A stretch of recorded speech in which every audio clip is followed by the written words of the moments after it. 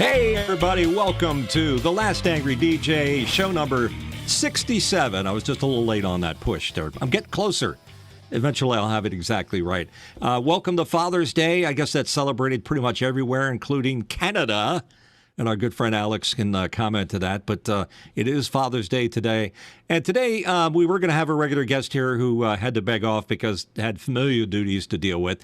So we're going to talk about AI and other things related to that in broadcasting and overall. I think it's an inexhaustible subject for us to discuss. So we'll be getting into that in just a minute. But before we get that started, let me bring on my partner, business producer, and cohort, Mr. Alexander Knight. Hello, Alex.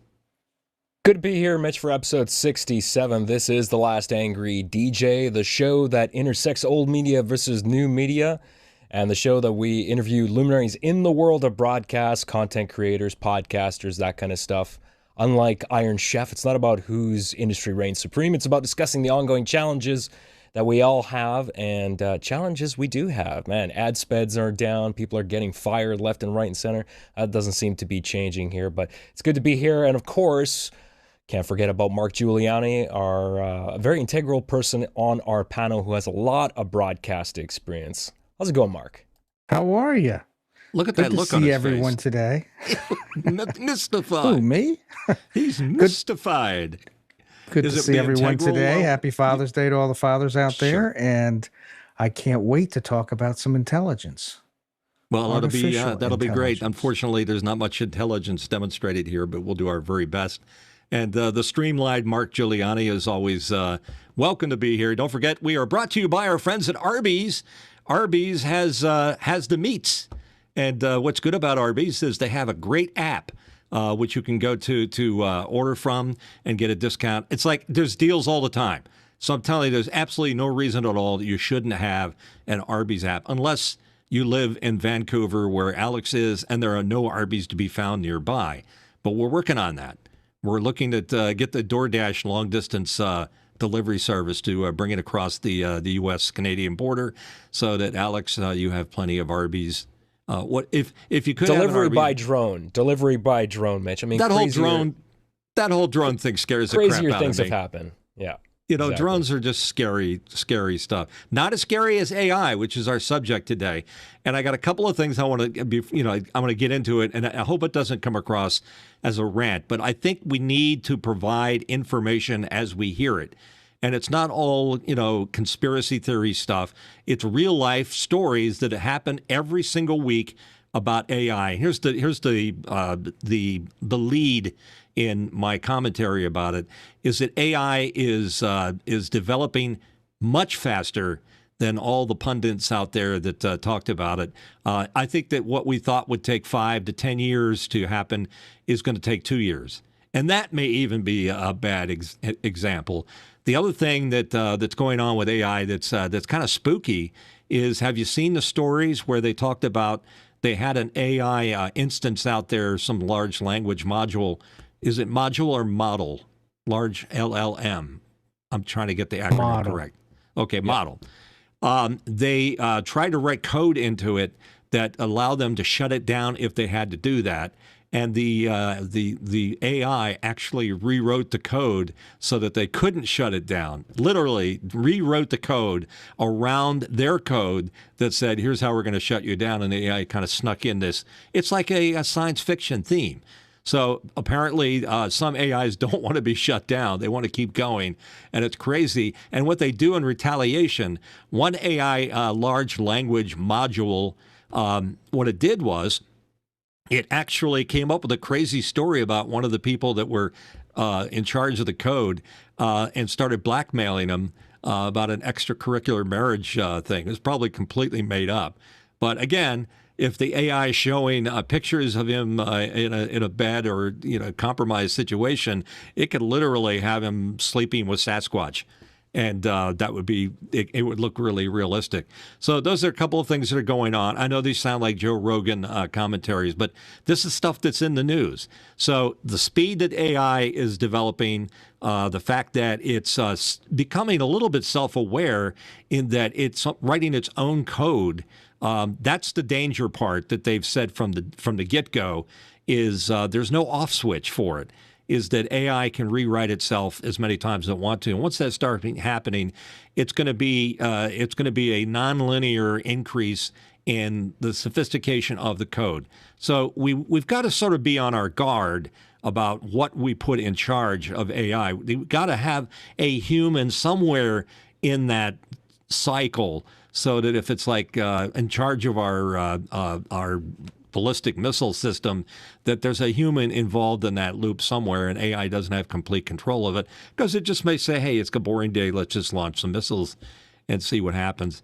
The other thing, and this is for the landlubber anti-AI people like myself, first of all, I'm thanking Alexa or Echo or Google anytime I use it, because I'm just looking forward into the future. At some point, there may be some legislation about how we treat our computer slaves. Hate to use that word, but that's essentially what would happen if you end up having a robot that's doing all your familial duties in your home, sweeping the floors, serving you tea, whatever.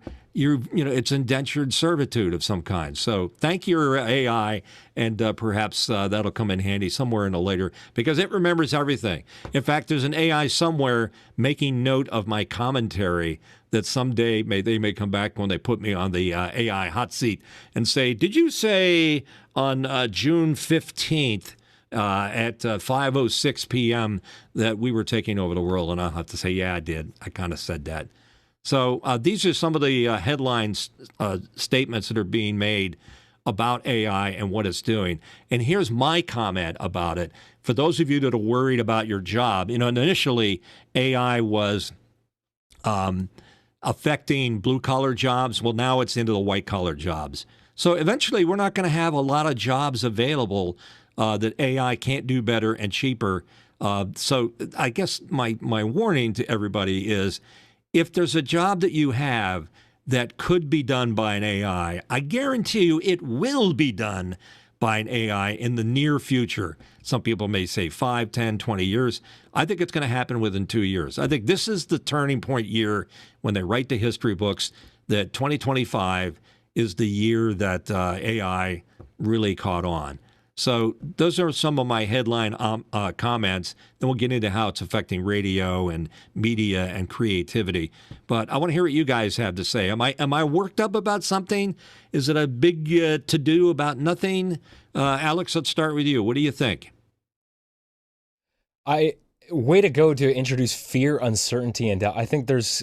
Yes. You're not the only one, Mitch. It's my lawyers too, by the way. But no, I'm not concerned at all. I think you're completely overblowing it. There's absolutely zero sign that AI is... There are no AIs that are self-aware. They have no sense of meaning. They don't understand meaning.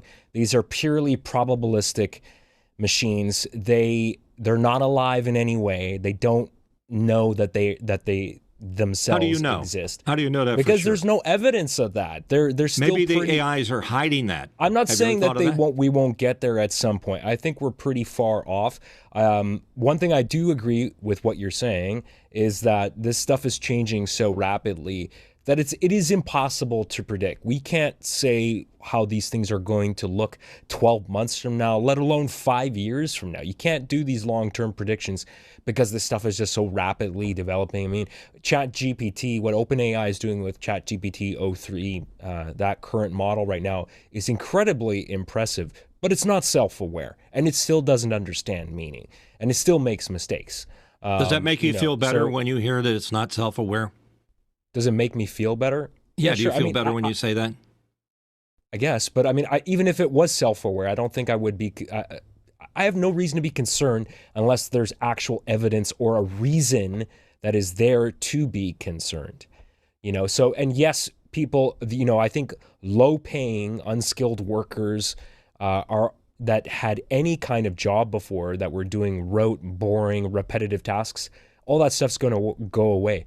And I think we've known that for a while. I mean, with what automation did to the assembly line in the 1960s, that's happening again now with AI, because a lot of people don't want to do these tedious jobs. And also, I think now with robots becoming more of a thing, we're getting more and more advanced robots, and companies are developing robots that can do your dishes, at home, that kind of stuff. We're going to have these machines that are going to be able to help us to do these tasks that we didn't want to do in the first place. So, well, it now's a good wasn't time so long ago, Alex. I just need it was my short-term memory doesn't hold in very well.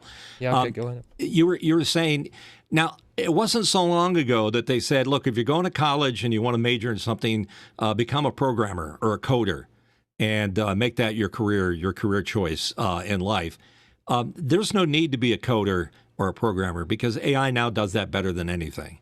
So woe the person that has spent their life, like me, learning JavaScript and COBOL, ALGOL, BASIC, Python, C++, C++, all those languages I've learned. AI does it better. In fact, I've caught myself that when I'm writing a little piece of code, it's so much easier to Google it and have it spit it back at me, and it's perfectly good code. So that's a job. That's a legit job that a lot of people have, especially out on the West Coast, that AI can now do better than we can. So there's an example of disruptive technology. I just wanted to get that in there. It isn't all doing things like washing your car for you or That's emptying the dishwasher with robots. That's true. And look, I think there are going to be some intern jobs and low-paying jobs maybe that people are gonna lose those jobs. But I think when you listen to people at Microsoft and people in higher positions that are implementing some AI technology, I think what a lot of coders that actually know how to program this stuff, I think they're finding that it's actually making their jobs more efficient. So for example, like if you're a developer, you often one of the things you have to do is build tests to automate and test your code, make sure that it's stable. And I think this is something that AI can do very well right now. And a lot of people are finding that AI building tests is freeing up their time to do other stuff. I think it's going to be a while before we can truly eliminate human beings from, all intervention of as far as writing code. I'm not saying that that's going to be impossible, but I think it's going to be a while before we see that. But I think humans are going to be involved with this stuff for a considerable amount of time. They're going to have to review this stuff. I don't think we're going to rely on AI to completely build commercial products. Again, could that happen at some point in the future? Maybe. It very well may, but it's hard to say because this stuff is such a rapidly moving target. We can't really predict that. All we can kind of do is live with this on a day-to-day basis and just see how it is evolving. I know it is making my life more efficient. I'm utilizing certain tools in DaVinci Resolve, which is the program that I use to edit all my video with, and it's making my job easier. So, and I look forward to that stuff, making me more efficient, allowing me to spend time in other areas. So, I'm fully embracing it. I use ChatGPT every single day. It's proving to be incredibly useful. Is it perfect? No. It does make mistakes, but for the most part, it is actually pretty accurate. And look, I do check this stuff. I will go to Wikipedia. I will check other sources to see if it's right. And most of the time, it is right. And these newer models that are coming out that people are beta testing right now are just incredibly powerful. And it is changing on such a rapid pace. It's just mind-blowing. Let me make an anecdote. I agree with you to some degree. I agree with you at the speed that it's taking over. So when you make predictions about how fast AI is going to take over a certain segment, I think that you're going to have to revise that a few times as time goes on. The other thing is that I do agree that AI is a great tool to have if you're making decisions. For example, I'll give you an example. I am not an illustrator. I'm not an artist. I can't creatively draw things and figures. I always go to stock photography or stock artwork for that. But I am an art director, which means that I know how things should fit together and how the text should fit in and how that should go together. So that example says that I'm making creative decisions about how creative work can be done, but I can't do it myself. So that's the example I would draw with AI as a tool to help me do things that I can't do. I can't draw. I can't create a font. I'm just not that good. It's just not that part of my wheelhouse, so to speak. But AI does do those things. So in that much, I agree with you. Mm-hmm. I think it's going to do it more and more. And maybe it'll get to the point where you know, don't want to do that. But long term, and I'm sorry, Mark, I'll get to you in a second. I know you're busting with commentary here. Long term, if AI is going to replace us to the point where we're not doing repetitive, boring tasks, what are we going to do with our time? Are we going to pursue the arts? What are we going to do? How are we going to make money? Well, you know, we're not going to be able to charge an hourly rate for something to actually have money in our pocket. It's going to screw up everything, including the economy and how capitalism works, as it were. But you can be sure that decision makers and bean counters and big corporations are trying to embrace AI as quickly as possible because they have no HR problems with them.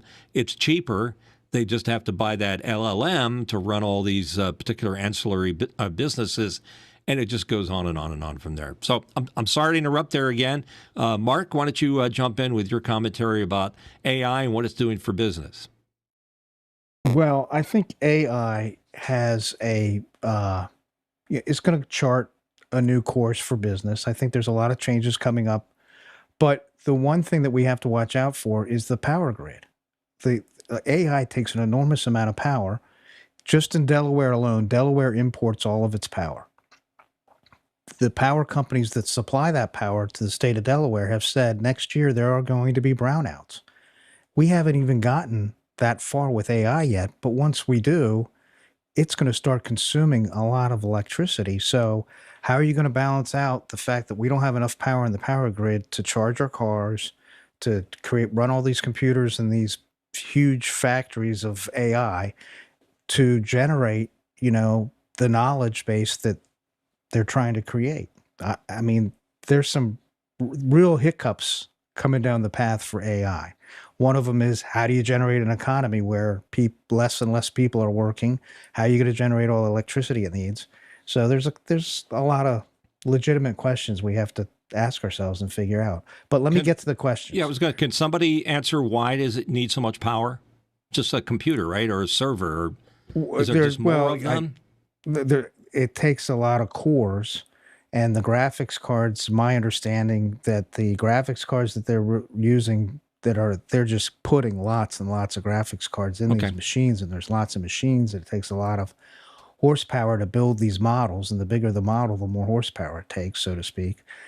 So, you know, I think, what are these cards going for? 30 grand a card? Yeah, that's about right.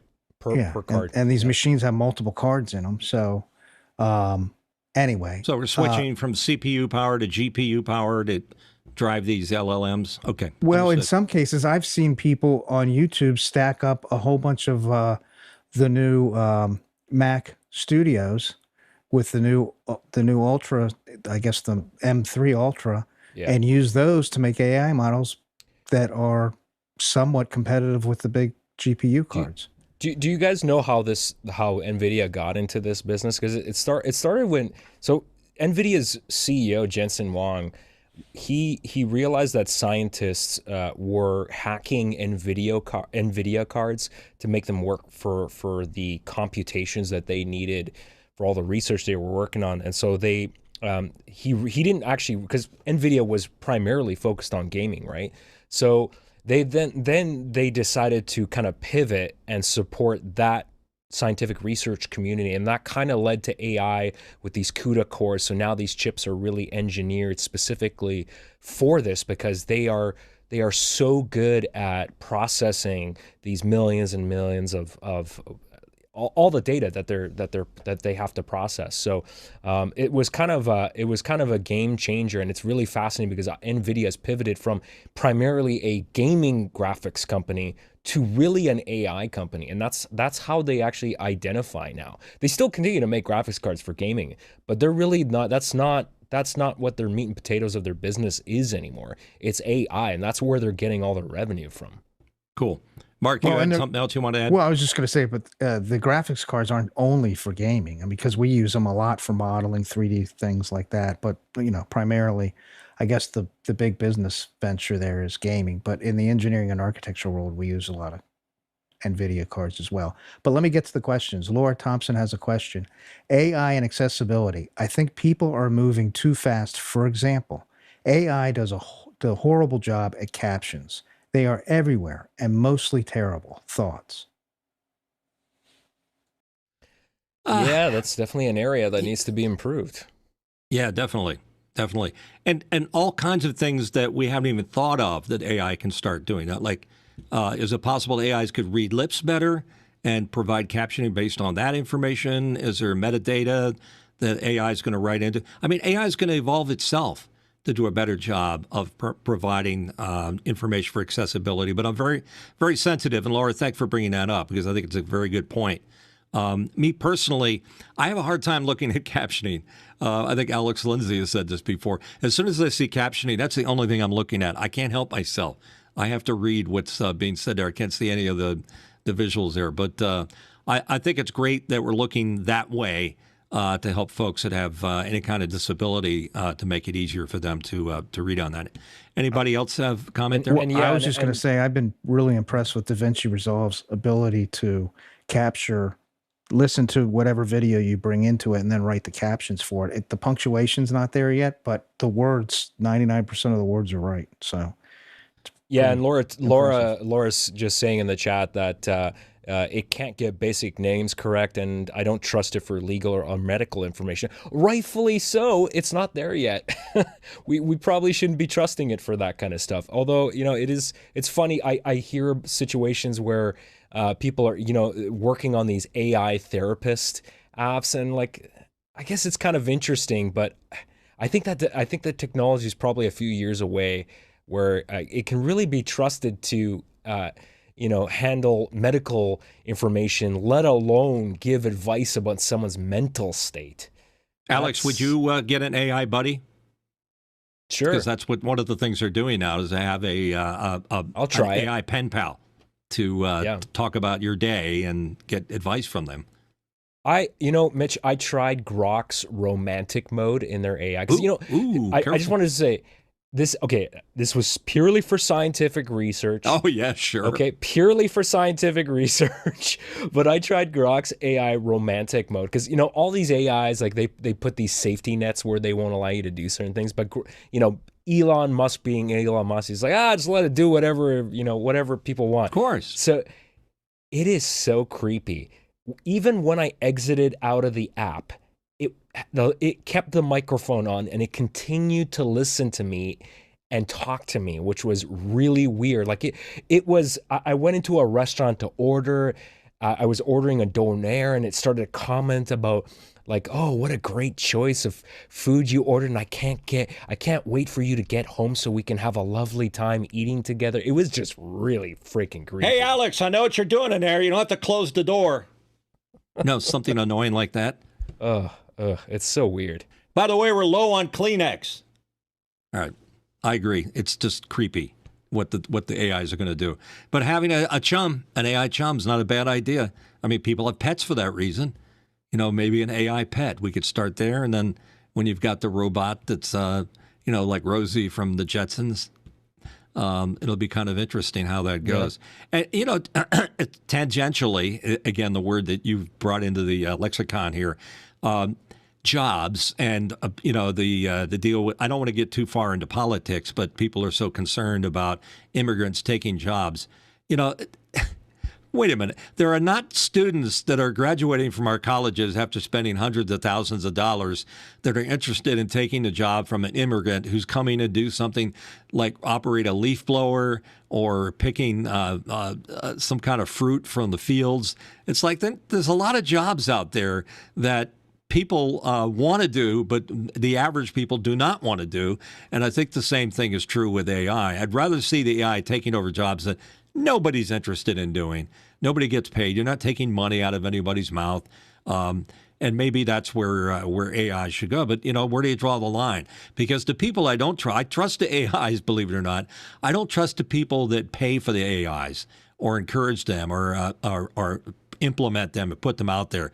If you're a capitalist business owner, you're interested in using AI to save money so you can, contribute to your bottom line, get bigger pay raises, et cetera, et cetera. We do live in a capitalist society. So there's all kinds of related tangential problems that can come up that AI isn't necessarily the evil creature out there that's trying to take all these jobs from us. The evil people that are running these businesses may be the ones that are taking the jobs, or countries that have decision makers. I know when they announced that, well, we should never, I think Elon said this, we should never allow the AIs to program themselves. You can be damn sure that there are people in third world countries that hate the U.S. and other domestic, I don't mean domestic, democratic countries that are thinking of ways, well, we're going to let our AI and develop itself just like in the movies where the AI takes over, and then the AI start talking together from the different countries, and then they decide that humans are a scourge on the planet, and they start launching nuclear weapons. So that's a kind of, yeah, I guess not. I think one of the comments that somebody made here, Mark, somebody made the comment that as long as there's a human somewhere in that loop, they're going to feel a lot more comfortable, and that I go along with that theory. As long as the human's not named Hal, we're okay. Yeah, well, Hal is an example, but then again, Hal didn't do what Hal did. If you follow the script of 2001, it wasn't Hal that was being nasty and doing it. It was Hal was given a paradox and giving conflicting coding that caused him to respond accordingly. So ultimately, it was the programmer that screwed up that caused Hal to have a breakdown, which caused Hal to try to cover up the problem. So in the timeline of Isaac Asimov, that's what happened there. So all those unintended consequences could be blamed on humans, essentially, not the AI, but they could happen because we're at a very, very critical time. We're at a tipping point in a way about things that AI is doing, very much like other disruptive technologies that have come along in the past, automobiles, the Gutenberg press, all kinds of examples of that have affected society and people in general. And for those, I am concerned. I'm concerned for myself because a lot of the businesses that I do on the side, all my side hustles are drying up because I do voiceover work on the side. Well, guess what? AI can do that pretty well. Not as good, but good enough. What is that mediocrity term you use all the time, Alex? Mediocrity is the good. Yeah, good is the enemy of great. But yeah, I think that says something more to the people's character, the people that are hiring or using AI to do voiceover work, because clearly they have bad taste because your voice is and your performance is much better than what the AI can do. Clearly, I'd like to think so. They're just bad clients, and screw them. Find somebody better. But there are people more concerned about the price than they are the outcome. And but Mitch, there's always been price sensitive people. There are always, in any market, in any industry, there are always going to be people that are super fixated on price. There's not much you can do about that. You just have to find the other people that are willing to pay you what you're worth. Do you think there's more chances of a evil Bond villain to come up in the middle of all this and take over certain aspects of the world economy?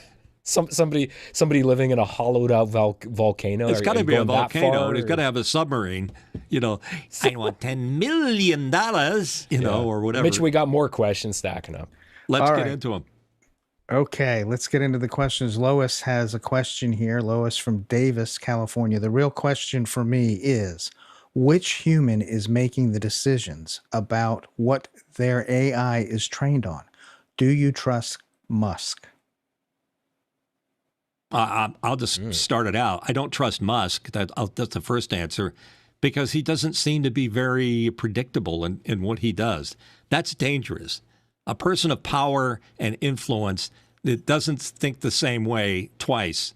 For 1 minute, he's doing this, and then the next minute, he's doing that, and he doesn't realize that what he says has a huge amount of effect on, and he even bought Twitter just so he could have that commentary and that much control. That's my opinion. Anyone? Bueller? Yeah, I will say that I'm not a fan of Elon Musk as a person, as an individual per se, but I have to acknowledge that he has, obviously not single-handedly, because he's not really a programmer, but he has had a lot of successes, with PayPal, with Tesla, with what he's done to the electric car market, changing everything. There's stuff that he did with Twitter that I don't agree with. I don't agree with his politics. But I think as an innovator, I think as an entrepreneur, there are a lot of things to like about what he's done.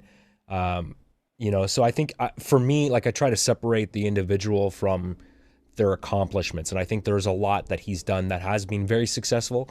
And, I'm not an Elon fan, but I'm also not someone that, there are a lot of people that like to have these knee-jerk reactions that, boycott things. Like Elon Musk bought Twitter, so I'm just going to stop using it. I'm not going to go out and set fire to his car. I mean, that's it's just like I still silly. find. I keep wanting to say Twitter, but it's X.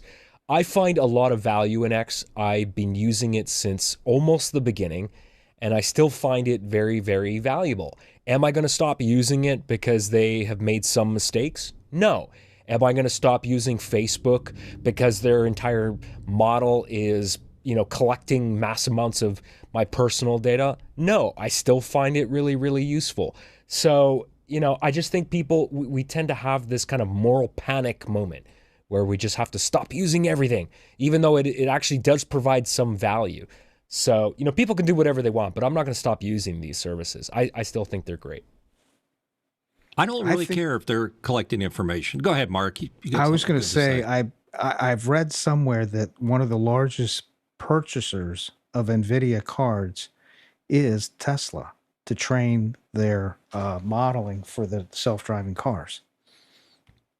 Yeah.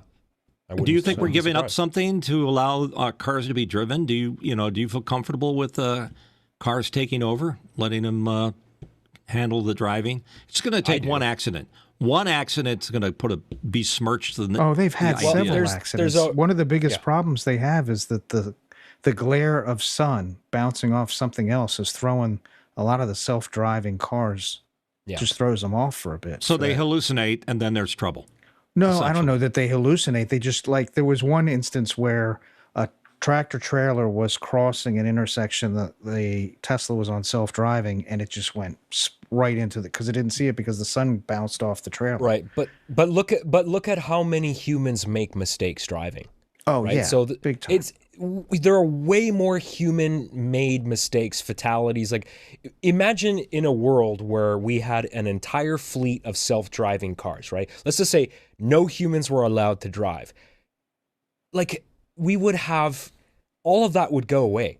All these problems would go away because everybody's fallible. We all are, we're indecisive. We're distracted by something. We're not paying attention to signs. We're speeding. We're doing this and that. So if we were to get rid of the human equation, I think you'd see those fatalities. It would just disappear overnight. That's not going to happen anytime soon because there are people that want the ability to be able to drive their cars. It's just like, for me, it's like, I do love driving, and I would be sad if I was not allowed to drive a car anymore. But I also have to not be selfish and think about the greater good of our society and how many people are killed every day by people making bad decisions on the road. And I care more about that than my personal enjoyment of driving a vehicle. I don't know how you that's good. That's good of you to say that. The other thing is that it may be, I'll make another Mitch observation, that we're getting to the point now where some of the machines that we create are so complicated that a human can't embrace all those lines of code, all that, like a Boeing 787. It may be that we've gotten to the point where that's such a complicated machine that, and maybe this will appeal to Mark's architectural thinking, that we'd have to have an AI out there to check it because it's way too complicated for human beings to comprehend how all these things interact. It's like the space shuttle. It's a very, very complicated machine with millions, maybe billions of lines of code and parts that all have to work perfectly. And all the combinations of things that can go together that don't create an accident are magnified by all the things that could. That they just haven't done it yet. So it might be that Boeing needs to incorporate an AI to check their work. Maybe that's one good example. Mark, go ahead. Well, a couple of things on that, so we stay on the conversation keeps moving. Yes, I think when you start to think about the amount of lines of code that it takes to run the modern aircraft, whether no matter who the manufacturer of the aircraft is. I think at some point in time, you reach a capacity of the human mind to be able to comprehend and manage all of that code together. And it Agreed. might be better at that point in time for a large language model to start to pull it apart and say, this is doing this, but it might cause a conflict over here. So I think that's where you start to use AI in a way that works for you. Back to Alex's comment about the driving and missing driving. I agree. There's a whole generation that grew up that likes driving. The newer generations, some of them people don't even want to drive, want to own a car, want the headache of insurance. They would much rather Uber around. So at what point in time does AI put Uber out of business because they're just going to be robot cars?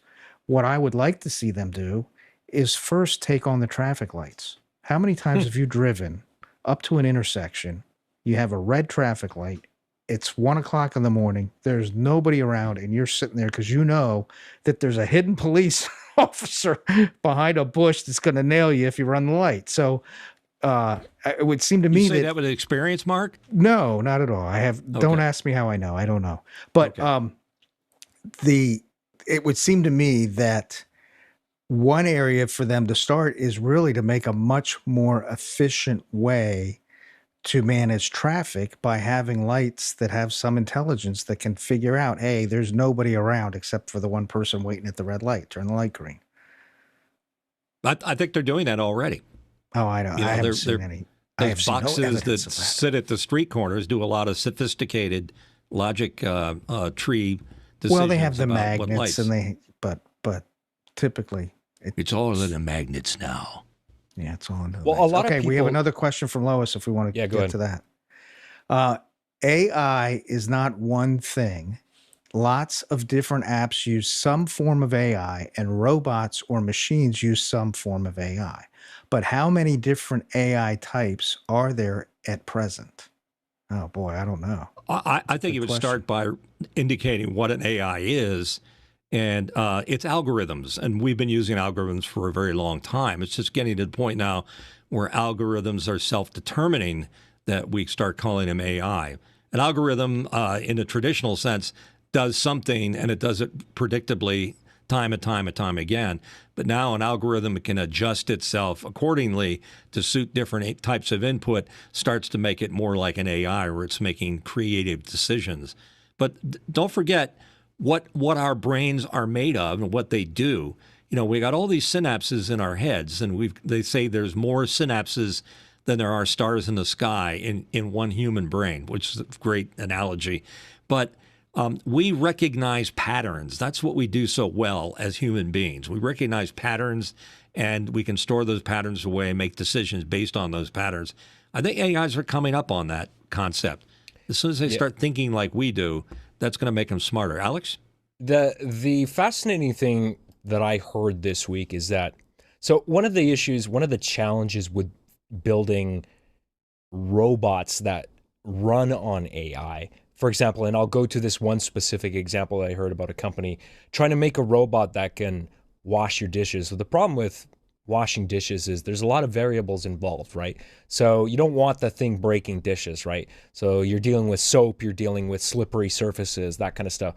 One of the things that they're working on right now that is utterly fascinating, blows my brain right now, is creating a three-dimensional world for the AI that you put the AI in so it can actually practice washing dishes and making mistakes, breaking dishes and learning it without actually doing that in the real world. So it's effectively virtual reality, but for the AI to actually train itself and be better so that when you actually deploy it, it's not going to break your dishes.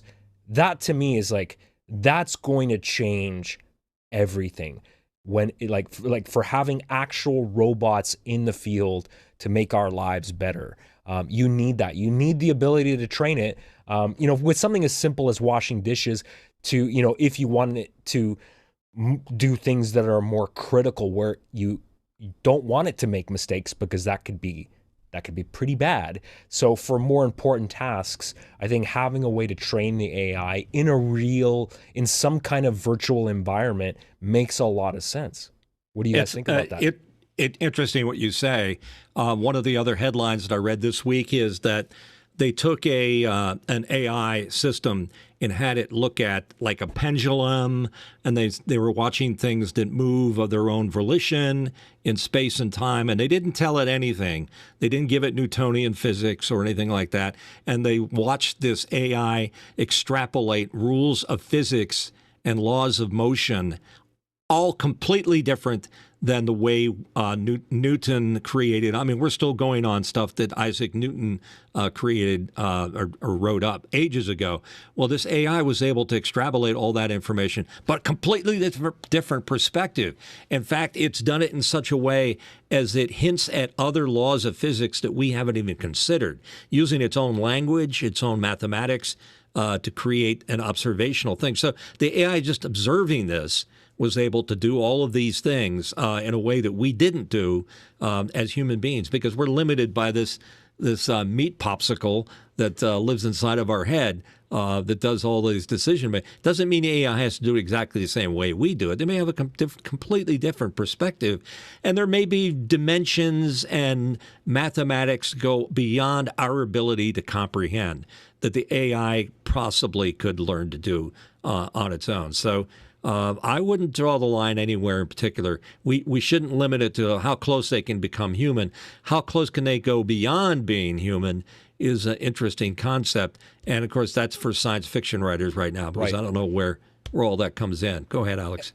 And where do all of you stand, not just us here in the panel, but and everyone in the chat, too? I'm curious what we all think of this, but what do you think of training AI on people that are deceased, that are no longer around? So, for example, like I was just reading this thing about how the Orson Welles estate has approved an AI voice clone to produce an audio guide, which is available in something called the Story Rabbit app.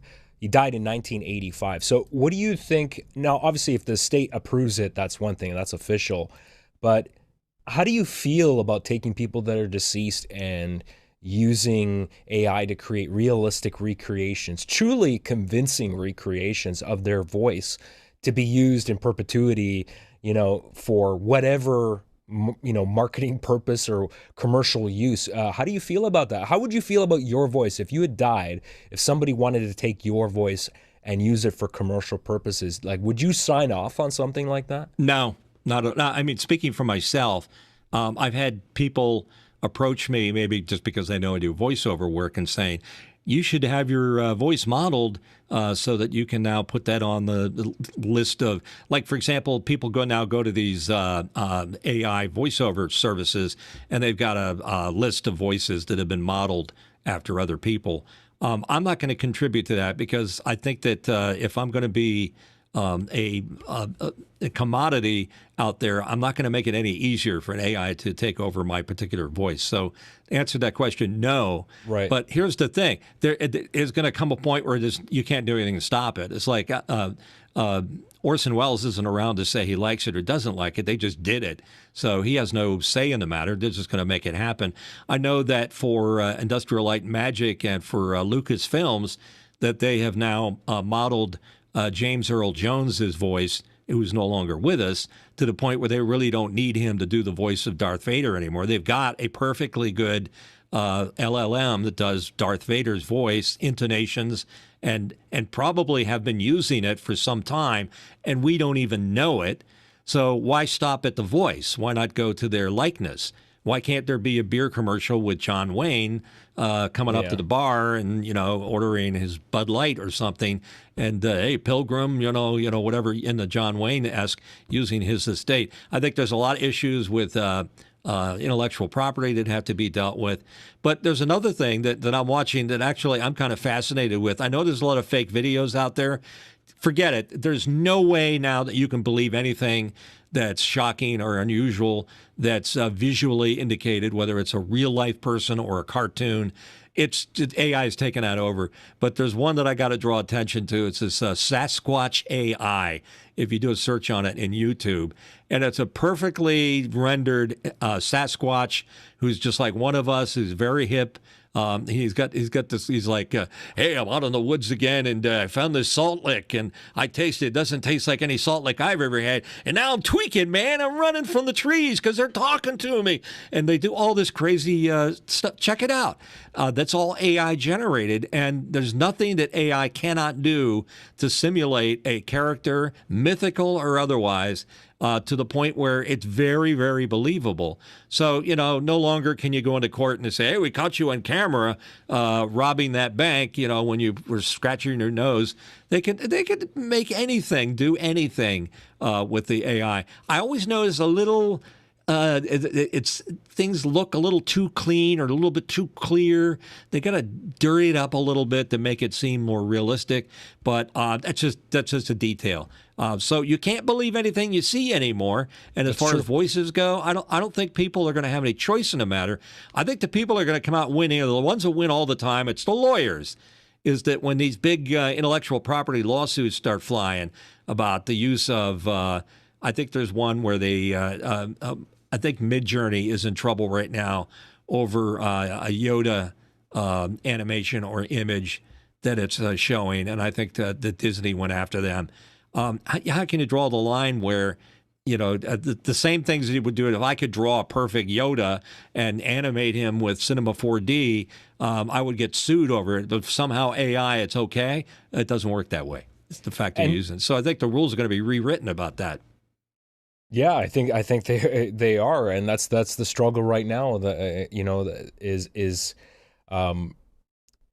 Recreating. Well, the whole thing with Scarlett Johansson. Remember when that happened? I think that was last year, where they basically, I think it was OpenAI that created a voice that's kind of sounded like her, and then she was suing for that. And I think we're just kind of very quickly going to lose control of all of this. Laura Thompson in the chat also mentioned too about, well, what if somebody wanted to recreate someone's voice of like a loved one that had passed away for that purpose? Like, is that right? Is that ethical? Should we allow that? I'm not sure. It's up to the family about that. It's up to the family to decide that. It's not the individual who they're modeling is not with us anymore, so they have no say in the matter. But I think it draws the line to what's in good taste and what's in bad taste, and whether the family, the surviving members of the family, decide that they would like that. I would think it would be very creepy if I had an AI version of my mom sitting here on my computer next to me giving me advice. It would be interesting, but it might also just be a little too creepy for my taste. That's my personal opinion. It's nothing saying legally you can't do that or bad taste, but what are you going to do? No is my answer to that question. Is there a poll, too, that was just done? There was. What does it say here? How do you feel about AI use for the voices of dead people for commercial purposes? Yeah. But everyone says no way. Well, they can't stop it. I don't think that. See, AI is like a genie. It's been let out of the bottle. You just can't stuff it back in there. Once it's out, it's out. So that's kind of where we are right now. We're at the point where you can't stuff all that stuff back in there. And it begs a lot of questions that we don't have the answers to yet because we haven't, as a species, we haven't established rules that, rules of play here, what you can and you can't do with an AI. I wish they would get Asimov's laws into effect so that the AI, if it becomes self-aware, is going to look out for our best interests, even if we aren't. I think that would be a very interesting. By the way, speaking of that, Foundation is coming back on Apple TV next month in July. So that's a great series if you haven't ever dug into it. It's very, very deep, and I can't believe they're doing a regular ongoing movie of the week with that because it's such a complicated story. I remember reading all the Foundation books, and they're all like about that thick. They're quite detailed. If you like the concept of Harry Seldon and future or whatever you call it, I forget all the terms because it's been decades since I read the original books. So let's turn the corner here a little bit, and we can take one subject, and that's broadcasting and radio. And Mark, as a radio station owner, how is AI tempting you or affecting your day-to-day operation. How are you deciding whether or not to incorporate it, and to what degree will you incorporate it? Where do you draw the line? Is it all financially driven, or is it in good taste, or is it philosophically your best decision? I don't know. Tell us. We've replaced every part of the radio station with AI. It runs itself. Seriously? No. So, but what was interesting was your approach, not you, just Mitch, but you and Alex's approach to using voice, those people who pay for voices to recreate the voices rather than a person, it actually doesn't work that way. So what happens is the software that is sold by companies and purchased by radio stations to do traffic and to do all the things that it's always done, now works with the marketing people at the radio station to develop ways to brand the client's businesses. So it will start to develop branding campaigns and work with you. And then when you get done building a whole year's supply worth of TV ads or radio ads or whatever it is you're putting together, it will offer to voice it for you. And there's 20 or 30 different models of voices that you can choose from. Now, yeah, that's a real thing that will write your commercial. And the software we have, Yep. the software we had for traffic and for contact management and everything has started to add that in the past year or two. And it is very good. It's starting to develop and help create some of this content. Now, where do we also use it? We use it a lot for images on the website. So rather than going out and having to pay for all this iStock photos or whoever, we will go to any one of the tools that will make images of, let's say, an emergency response at a traffic accident. Nothing about that needs to be a real photograph. Although we do have lots of stock photos from the community, we can feed that a true stock photo into there and make adjustments to it for that particular news story. So it's changing the quality, I think, and improving the quality of what we're doing. Now, that's not to say that everybody's using it in a way that tries to improve the quality of it, but that's how we're utilizing it, to improve the work we were already doing and the work that we've already been doing in such a way to improve the businesses and the community. So that's how we're using it. So how much of that is a financial decision, that you just find it's cheaper to do that, and that affects your bottom line? So far, it hasn't been a financial decision because we haven't replaced people with it. We're using it as a tool to improve what the people we have can do. So we're not using it to say, oh, I can save $1 here by this or that. It's really, how can we increase our level of quality over our competitions? Well, if you study the fact that computers have been running radio stations for decades, probably since the 90s, pretty much every radio station has a computer in it that's scheduling the music, scheduling the spots, scheduling the news and the weather, et cetera, et cetera. I noticed that all of them, including, I think you use TLADJ software. We use Enco and another software that does all that. They now sell the idea that they have an AI, and you can pick from a whole series of AI voices as the DJs, and you pay for them accordingly. Like if you want 5 or 6 of them, you pay a price. What's going on with the voices. Like for $45, you can get a bunch of different voices. There's no need. You don't have to have a live person at the other end. It can all be squished together and spit out by the computer sitting in a room somewhere, and probably do a better job than if you had a staff of people monitoring all the wire services. That's a dated term. All the traffic cams, everything. Yeah, all that stuff. It's inevitable it's going to go that way, and it's replacing people. That's just the way it is. By the way, are there any other questions so we can wrap up the questions that come in? We do have some questions here. So from Lois, although one's writing has always been able to be copyrighted, no one ever thought about protecting one voice or face. We need new laws. Yeah, that's so true. Yeah, we do. We just don't know how to do it. Yeah, so the software comes with voice cloning. First thing I said when I saw that was, we're not voice cloning. There's no case law on it yet. We're not going to get, we're not going to get into that mess of legal status by cloning people's voices. Same thing's happening with stock footage, is that there are fights going on between Getty Images and stock services where they'll see a AI-generated thing that stole the, maybe that's a strong word to use, but they certainly allowed it to influence the output that they gave. They haven't written the laws yet. They haven't set the precedents yet to determine all that. So I think the lawyers are right now, as we speak, in a smoke-filled room trying to figure out how do we get in on this activity, because we control everything else and make money on it. We want to make money on AI-related things and intellectual property. They just haven't written the laws for it. So it's a wild west out there right now. It is a wild west. Yep. So Laura Thompson has a question. Boston Dynamics, Spot the dog, and humanoid robot.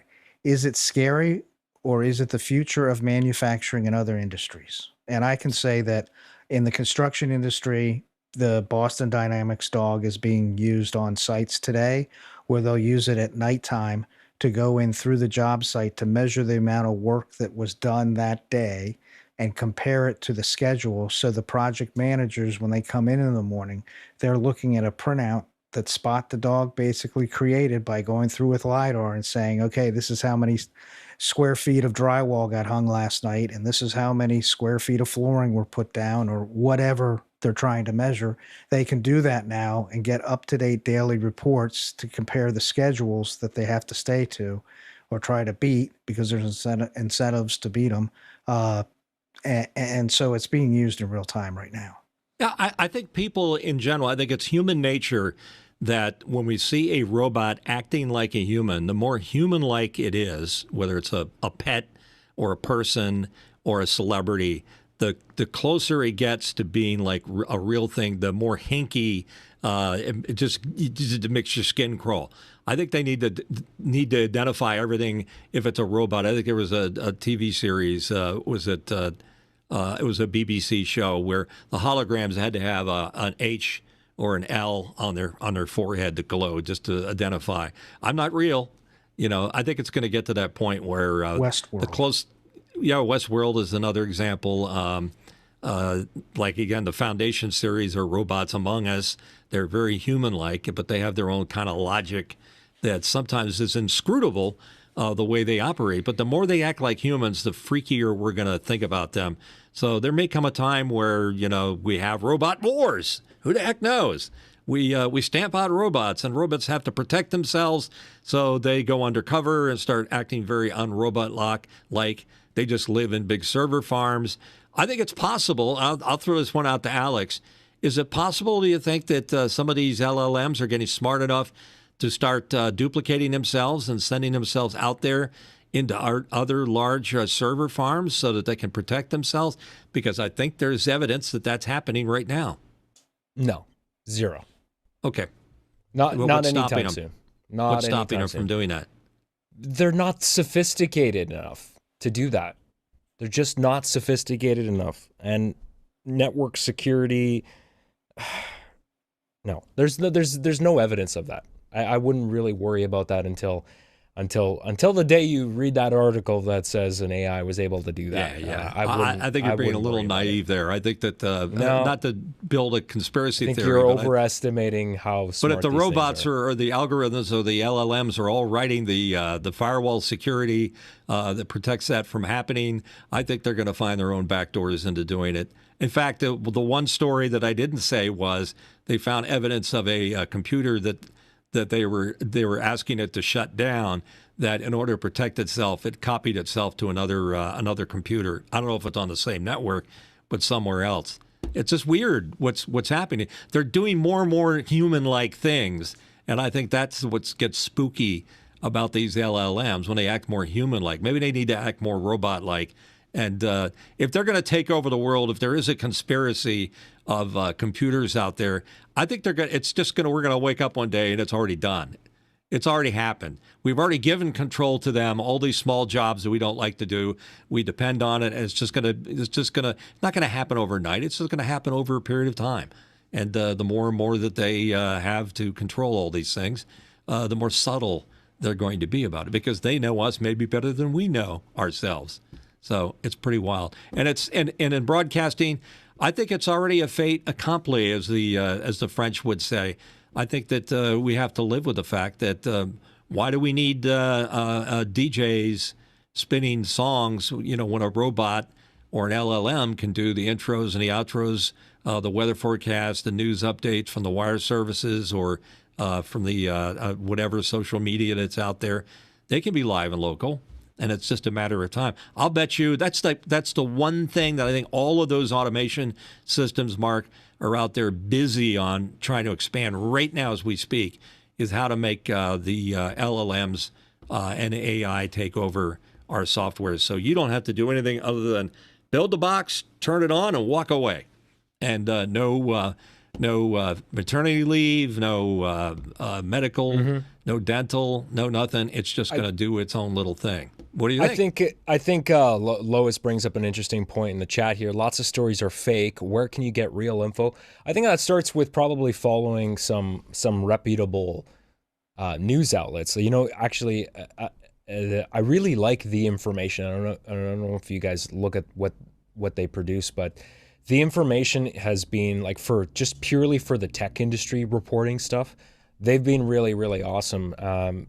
But you're right. There's a lot of misinformation, and there's a lot of stuff that's just, it's not malicious, but there are people that I think that are writing articles that are just not super knowledgeable in this area, and they probably shouldn't be writing tech articles about AI and what is evolving, because they're really not qualified. But I think there is good reporting out there. You just kind of have to dig and look. You got to look for it. Yeah, if you watch the Sasquatch on Sasquatch Vlog, he's very informative, very interested, entertaining. Seems to have the lingo down so well. I'd rather get my daily news from a Sasquatch sitting at a news desk drinking Red Bull than I would from some groomed up newsreader. At least you know that it's potentially a fake avatar for something else. But why stop there? Why not have aliens or stormtroopers doing street reports on rioting in L.A.? It's just to the point where you cannot believe anything you see anymore. We're at that point and beyond where anything can be faked to the point. So who's to know that we're not even a bunch of avatars here doing this show week in and week out? I vote Alex as the most likely to be a avatar of the whole bunch of us. I'm too weird to be a faked avatar. I don't know what you mean, Mitch. See? I'm real. I'm going to be as polite as I can, because I just don't know that someday I'll wake up in the middle of the night and I'll look up and there's Alex looming over me on the TV screen saying, well, so that's how you sleep. So what are you going to do? So very interesting. I can do like in my creepiest way, creepy smile, just be like. Yeah, I think Mark's got you on that one, but that's a pretty good. Did you grab that freeze? Yeah, that's the one. You didn't see it. Well, switch to Mark. Hold on, let me go to Mark. So you can go ahead, Mark. Engage. That's the one. I know Mark is real as long as he can do that. So interesting subject, developing story. I think there's a lot more questions that haven't been answered or can't be answered right now about AI, how it's doing. I think the only thing that I think we would probably all agree on, and let's see a show of thumbs, is that it's going faster than we think. It's faster than we thought. It's moving a lot faster. So let's see the thumbs up there or thumbs down if you believe that. Alex, thumbs up, thumbs down.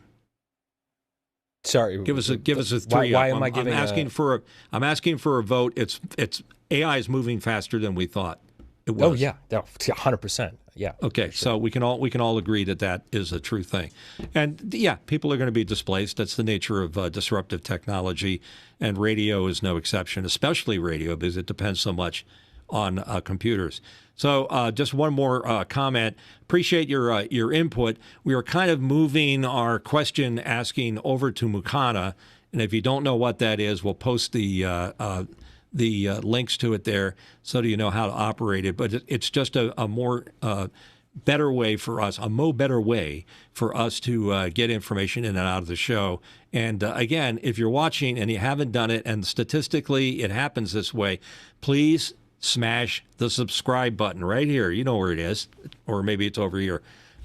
Hit that button. We're up to 202 subscribers.